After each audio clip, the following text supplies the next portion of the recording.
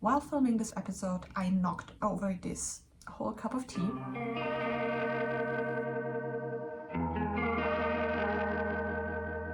Hi, my name is Alina. I'm a knitter based in Munich, Germany, and today is a very beautiful, sunny, bright, hot day. And this feels very fitting. This is the Sovereign Tea by Audrey Borrego. It's a free pattern on Ravelry. And I feel like it's giving a popsicle, ice cream, a summer pool, and very sunny vibes. Also a bit of 90s retro chic. Very tomboyish, even though it's so pink. I don't know if you're following my associations there, but it's cute. It's very airy. It's made from 100% cotton. So yeah, it turned out super well, I think. I do think the pattern opts for slightly longer armhole ribbing, which maybe would help to not have it fold in that way, but whatever, that's fine. I'm gonna show you the whole thing. That's her. I think if I were to knit it again, I might slightly decrease on the body so that it's a bit more fitted, but I think on hot days that way it might actually be really comfortable. Yesterday was this top's premiere out in the open and it was like 27 degrees outside, I think. It held up really well. I'm curious as to how that'll be when it's even hotter, because it's still bit of a dense fabric. I used 3mm needles on that. You can see I also really like the stitch definition. This is not blocked yet, so we'll see how that'll turn out, but I think it looks really neat, and knitting it felt extremely good. Just like the slipperiness of the yarn on the needles was very satisfying. So I'm curious about more cotton, full cotton garments for summer actually. Oh, I just dropped something which I wanted to show you. That is all that is left of this yarn. I'd call that pretty efficient, right? Happy about that as well. I've been in a bit of a spring cleaning mode with my projects. I think I had quite a few ongoing projects for the last couple of months, and I didn't feel completely comfortable with the whole amount of them. They were metaphorically piling up in my head. And so I made decent progress, like getting the numbers down, and I'm at a point where I feel pretty comfortable with it. That means that I've had the capacities to cast on some smaller projects on an absolute whim. So those are 3 crochet finished objects as an accomplice to my little chapstick sardine.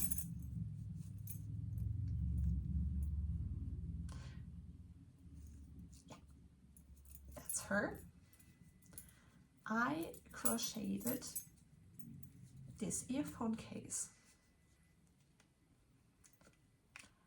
I was thoroughly obsessed with this project for the 2 days it took me to complete it. I just got this immense urge that I needed an earphone case to go with the chapstick holder. The vibe was jellyfish. I had the sock yarn in stash. The colors, I think the colors are very maritime and I can see them as a jellyfish kind of thing. I opted against adding actual tentacles because I think they just get tangled in my keys all the time. But the vibe is there. Now the actual project, I used some thrifted sock yarn, which is opal. I used a 2.0mm hook so that it would be nice and dense and not stretch out. It took me so long to get the shape of this horrid thing right, because I don't have earphones. They have a very grateful case, I think, to just crochet around. This sucks. The headphones in itself are nice, don't misunderstand me, but this shape is the death of me. It took me like 8 tries, I think, to get this right. I've never unraveled something as often before. In the end, I was pretty happy with it. I even added a little charging port opening there. It's cute, but it stretches open when it's just hanging there. It has the potential to basically lose the headphones. And I have dropped them once already because the button came undone when I left the car. I think it got caught in my jacket or something, which is not ideal. That's not what I made this for. So I think the easiest fix, you see the problem? I think the easiest fix would be to place the button further down so just that the latch wouldn't stretch out as much. But yeah, taken how intensely I worked on that and how happy I was about finally getting the shape right, now I'm pretty discontent. I should just change the button, but also I don't want to. That was the first of my little crochet accessories. The next two were more chapstick holders. So I was at my parents' and I made another of these fishes for my mom in leftover sock yarn she had. Took a few hours. It used up 8 grams of yarn, which is a pretty cool scrap project, I'd say. And it turned out super fine and fun and cute, as well as this one. I think they're a sweet little family. And what else to say? I used a 2.5mm hook exactly, so that was a bit more comfortable to crochet than this Betty here. I think I should just start crocheting at a looser gauge, because my biggest problem with crocheting is that it's so hard to work into the stitches and then to pull the yarn through without splitting it. And I think that just comes from too tight of a gauge. Yeah, we have the realization I don't really want to start changing things because I also don't like loose gauge in crochet.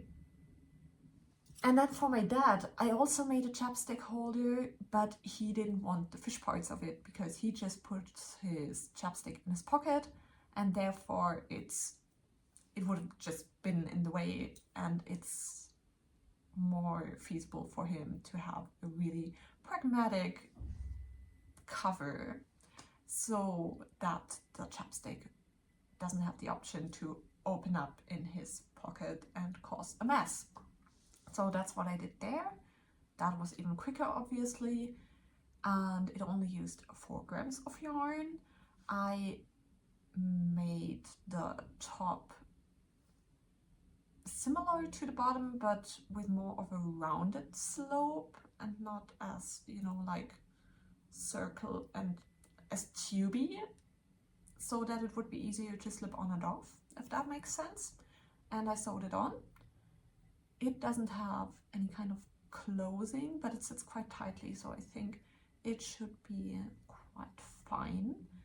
Also, with this last one, I think like I perfected the stitch count to just really hold the chapsticks super well. It's a bit tighter than the first two. I was happy about this revelation, so I can fully start a chapstick holder production at this point. I'm not gonna to. But yeah, those were 3 quick and, you know, instant gratification kind of projects that just were really nice to see how different variegated multicolored yarns would play out. So those were like little blips that just were strewn into the bigger projects. So the last finished object is a big one, and it's one you've seen in the last episode where it was almost finished, but I was missing a bit of yarn. I got the yarn and I did finish the second sleeve. This is my Traveler's Cardigan by Osetta. Let me put that on. There we go. It's super cute. I am totally happy with it. I did use the buttons I showed you last time that my friend Eva gifted me. I was actually, in my head, I had arrived at a point where I planned to use different buttons because I thought they were too similar in color to really shine. But look at that. It turned out so fine, and I'm really happy about the decisions and that she gave me such well-fitting buttons. I mean, that girl knows me. They're handmade, they're from clay. I hope I'm not gonna destroy one at some point because I only have the 5 that are on the cardigan. But yeah, the cardigan, she's a beaut. I love how the yarn, the color gradient, the sort of stripes turned out. There are some speckles in it. It's a bit over 50% wool, a bit under 50% alpaca. Put the details in the info box because I don't remember the brand name right now. It's been discontinued though. It has been sitting in my mom's stash for I don't know how long. And she gave it to me because it was too prickly for her. I totally can wear this on bare arms. I mean, I feel the alpaca fiber stinging a bit, but that sounds so bad. It's warming, it's really comfortable. Yeah, it's quite cozy actually. I've been wearing it a lot. There have been a few cold days here during the last few weeks. It hasn't been really warm for May. Good for that cardigan.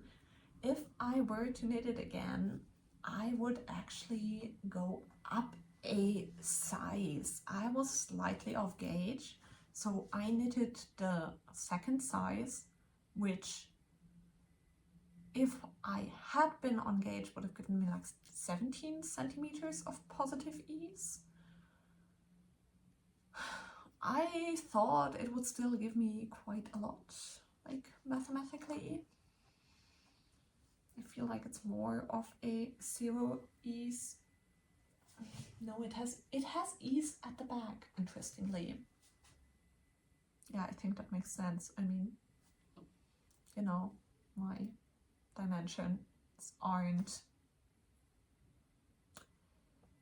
symmetrical across the front and the back, let's just say it like that. Anyways, I would have preferred for a bit more of positive ease around the bust especially. It's still very much wearable, just a tiny difference that I would actually prefer.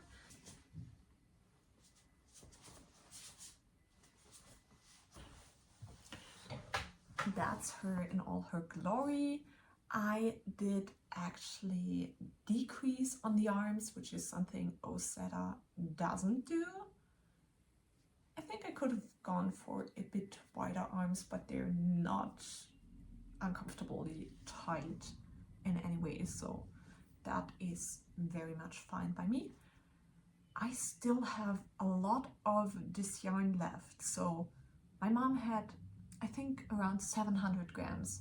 This used 371 grams, so I almost have half of it left, which leaves us at the point where I'm wondering what to do with those, because I mean, that's not a huge jacket. If I were to use even less yarn, what could that turn into? A slip over, probably. Not the biggest fan of slip overs. Anyways, that's not an immediately pending problem. I very much like how that turned out. The other two finished objects that I have that I want to show really quickly, they are slightly covered in tea because of aforementioned misfortune. I'm not gonna talk too much about these, but just a quick show.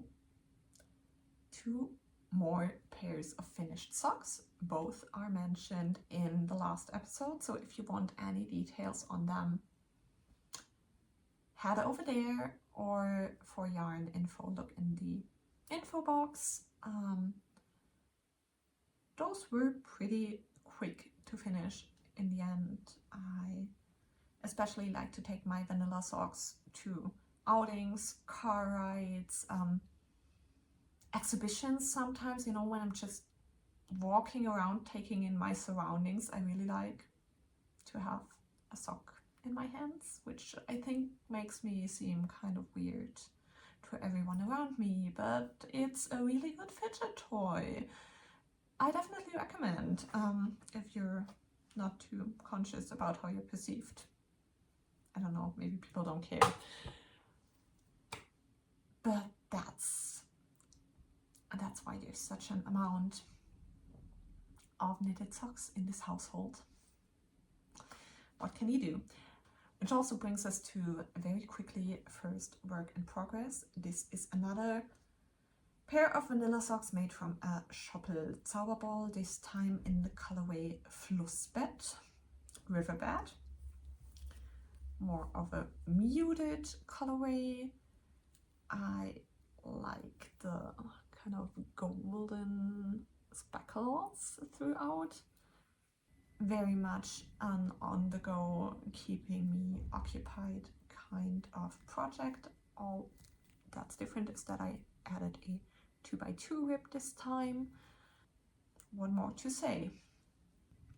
Now on to the more interesting ribs.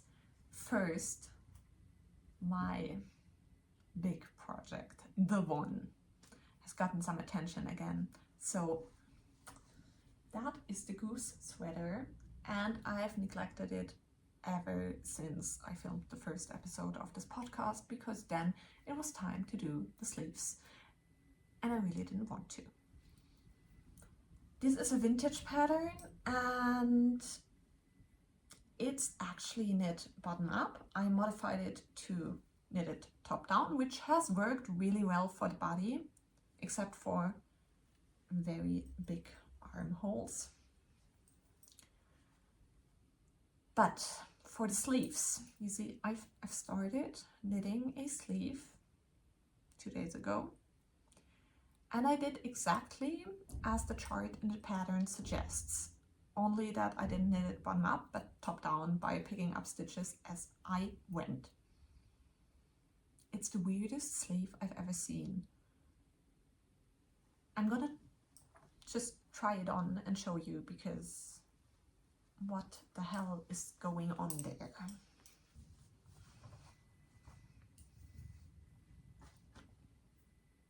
Do you see what I'm talking about? Can you see it? Why is there so much sleeve? Also, the stitches aren't pulled apart by the cable. It's just a weird amount of sleeve, and I'm not quite sure how to fix it. I think I'm gonna go and pick up less stitches at the beginning. I think it was like 22 stitches, where only when I picked up like 6, I think it would become less trapezoid and more flat in its shape. If you have any ideas what I should do there, please let me know. I think the problem might be in parts because my gauge turned out wider than I intended to, I think, and so it sits pretty far out on my shoulders already, while the original, I think, was more designed to be, you know, a real satin sleeve that is just that still needs some like shoulder shaping. But yeah, that's gonna be fun. not looking forward to it. I also really don't want to leave it as a vest because this thing is warm. It's 2 or 3 stranded in places. If my body is that cold, my arms are gonna be as well. So we need to balance this out. We need to figure out how to do these sleeves. And if my next plan doesn't work out, I really don't know what I'm gonna do. But hey, at least I tried, I tackled it, I started doing these sleeves. Yay, sort of proud of me for that, but I would have loved for it to turn out well the first time around. My frustration tolerance is not great regarding this process. I don't know what it is. I'd say I'm pretty resilient normally, but no, for some reasons these sleeves really get to me. Well, to make up for the horrendous deal of actually trying to tackle that sleeve I've been putting off for months, I also have a very simple and forgiving sweater on my needles right now. I've talked about the plans for this in my last episode.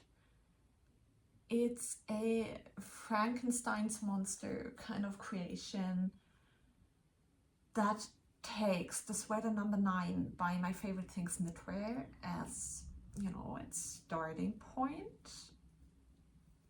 But I have different gauge, so I adjusted a drops raglan pattern, the Mossy Slopes sweater, to fit the design details that I wanted from the sweater number 9, which is mainly the 2x1 rib on the neck that then turns into the raglan lines. You know, one of the rib lines just goes down as the raglan line all the way. It's not even that prominent. Looking back, I don't know if it was worth the effort to do all the mathematics that were necessary for that, because to include the 2x1 ribbing, I had to adjust the stitch count of the Mossy Slopes, and then I had to make sure that the ribbing was placed correctly so that the raglan increases would be at the point of a ribbing line. I had to make sure that the sleeve and the body stitches were distributed correctly. And then the next thing I did, which I'm pretty proud of, is I included some back shaping. And the problem herein was that I couldn't use back shaping that at first went back only over the 2 raglan lines in the back and then to those in the front, because that would have made the whole inclusion of the 2x1 ribbing pretty much impossible at that big of a gauge. So I have 11.5 stitches on 10 centimeters, which is enormous, using 6mm needles. And I think that actually the tweed speckles are what really sizes up the gauge for this. This is the Langjans Cloud Tweed, colorway 11. This is this kind of blown yarn that is mostly wool and a little bit alpaca and a, I don't know, poly something core. I am amazed by this yarn. That's a huge bit of sweater for 100 grams. And it's so light, it's so airy. It sort of keeps sticking to my finger when I'm knitting. So that makes the process a bit slower. But given that it's 6mm needles, it's still super quick. I casted it on a bit over a week ago, and I was actually thinking of doing a little vlog about it, but then I just noticed that apart from the first planning how many stitches to cast on, where to place the ribbing so that the raglan lines would sit correctly, there wasn't anything to it. It was really just a straightforward raglan that basically knit itself. So yeah, that's her. I'm gonna try and make this my mindless project for a bit. I'm not in a huge rush to get it done because it's very sunny, it's very hot. I won't be in need of a mock neck sweater anytime soon. The neck is a bit shorter than the My Favorite Things pattern actually has it, and the other big difference in the design is that she has you do pearls next to the raglan lines, which I opted out of for a cleaner look. That's that. So I only have one work in progress left, and that is one you haven't seen before, even though I have started it before even doing the first podcast episode.